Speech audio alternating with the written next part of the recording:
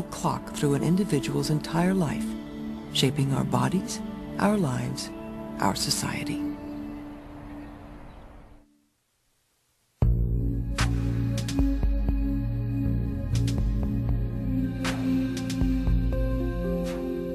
We will now tell you the meaning of life. The meaning of life is making more life.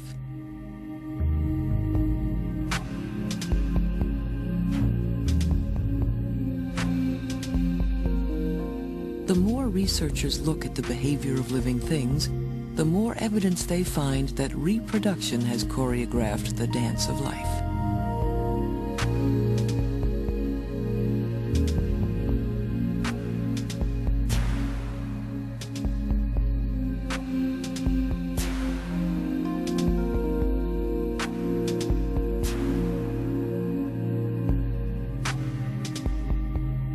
The goal of both sexes is to have their genes represented in subsequent generations.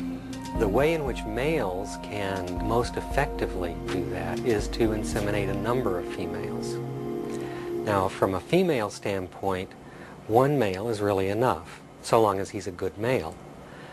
Her major goal is to produce young that will live long enough to reproduce themselves. Nature's way of doing this is to hormonally activate certain behaviors in its creatures. An example.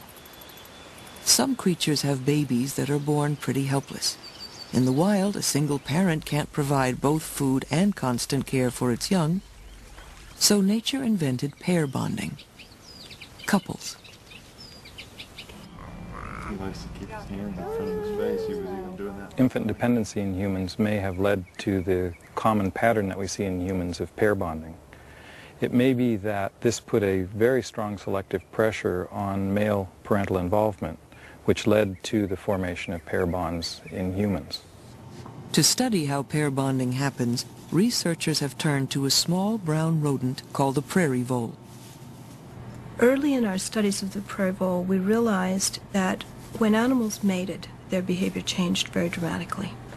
If a female had mated with a male, she began to prefer him. She seemed to become attached to him. Professor Sue Carter and her team at the University of Maryland looked at the hormone called oxytocin, which is produced during pregnancy and known to promote mothering, as well as other behaviors. And very simply, when you give oxytocin to a female, it speeds up the rate at which she forms a social attachment for her partner. In male prairie voles, the changes after mating are also quite interesting. Before male prairie vole mates, the males are very friendly. They're very non-aggressive, very good to each other. As soon as the male has mated, he becomes intensely aggressive, so aggressive that if he has to, he will kill a stranger in order to keep him out of his territory. Hormones again. Vasopressin was also found to be released in males during mating. This hormone has been shown to influence territorial behavior. So our evidence suggests that vasopressin plays a very important role in the onset of the aggressiveness or the mate defensive component of monogamy. If some of the chemically controlled behavior of the prairie vole seems familiar, perhaps it's because human beings also produce oxytocin and vasopressin. The important question that many people would like to know the answer to is whether or not these hormones have the same behavioral effects in humans as they do in animals, and the answer, unfortunately, right now is we don't know. Nature is conservative. It's a good guess if it has an effect on behavior in one species. It may have an effect in humans. In species like birds, where infants need a lot of care, pair bonding is common.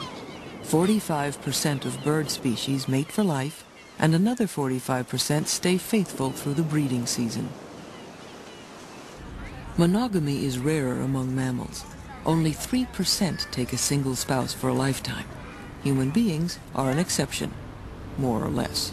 Studies show a quarter of American married men and a fifth of American married women admit to having had adulterous affairs. And half the marriages in the U.S. fail by the fourth year on average. perhaps we aren't all programmed for lifetime bonding. In humans, it's popular to talk about the 7-year itch, or now it's the 4-year itch, suggesting that male interest in the pair bond wavers after some period of time. I don't know what the period of this is, but I think this really reflects probably a fundamental difference between males and females in the way they approach sexual behavior. I think it's the characteristic of males that they have been selected to be interested in sex on a relatively continuous basis. Females, on the other hand, have been selected to be interested in sex on an intermittent basis.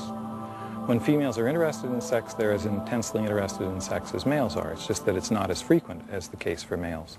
So I think this tendency for pair bonds to split up after some period of time really reflect this tension between the male approach to sex and the female approach to sex.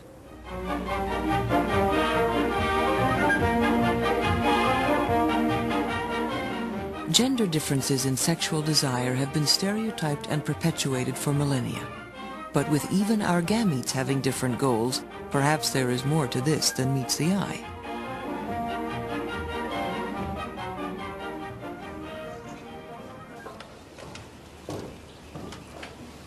Sexual behavior has been a focus of Professor Kim Wallen's work for over 15 years.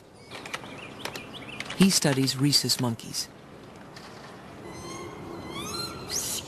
One of the striking characteristics of non-human primates is that although they are capable of mating, most primate species are capable of mating at any time, actually hormones are very important to when they do actually mate. So for a female rhesus, although she could mate at any time in her cycle, she actually only mates when she's fertile. This suggests to us that the hormones that the female's ovary produces actually influence her motivation to mate. In the 28-day cycle of rhesus monkeys, Wallen has found that their sexual desire is greatest during their 3-day period of fertility. During the days furthest from ovulation, no sexual interest or activity occurs. We find in humans, like we find in other non-human primate species, that the female's interest in sex and her behavior varies across her cycle, and her interest in sex peaks at mid-cycle at the time she would be ovulating. And hormones affect individuals, who then shape society. For example, work in our lab has recently found that for a male to be integrated into a rhesus group probably requires mating with one of the females in the group, and that this mating in public with one of the females is crucial for that male being accepted by the other females in the group. So sex serves not only a reproductive function, but it also serves the function of social cohesiveness and social integration.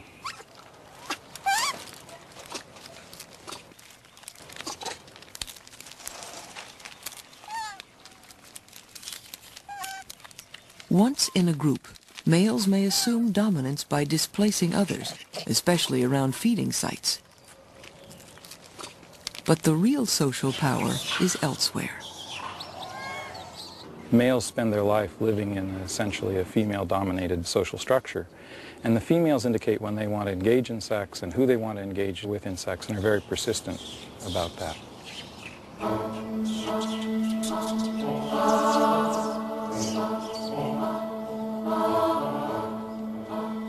The pattern is common among other primate species like these pig-tailed monkeys, and may have some analogs in human courting behavior.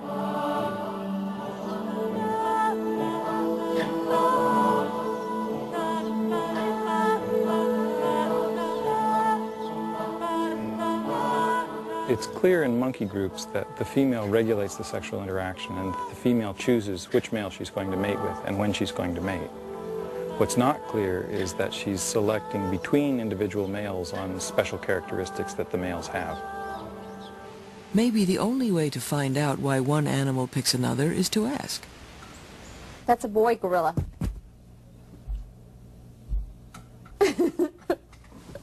Trouble. Coco was raised in captivity and taught to talk with sign language. When she reached sexual maturity, they created a video dating service for her. He lives alone, and he needs a girl. She knew what she didn't like. She called one of her prospective suitors a toilet. She had her favorites, though didn't explain what her criteria were.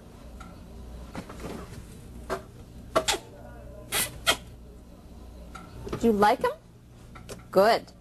But after 2 years of being with a male of her choice, Coco and Ndume still haven't consummated their relationship, and female choice remains as mysterious to scientists as it does to primate males.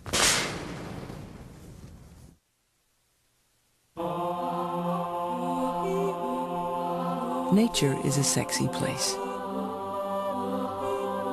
The living world is preoccupied with sex and mating.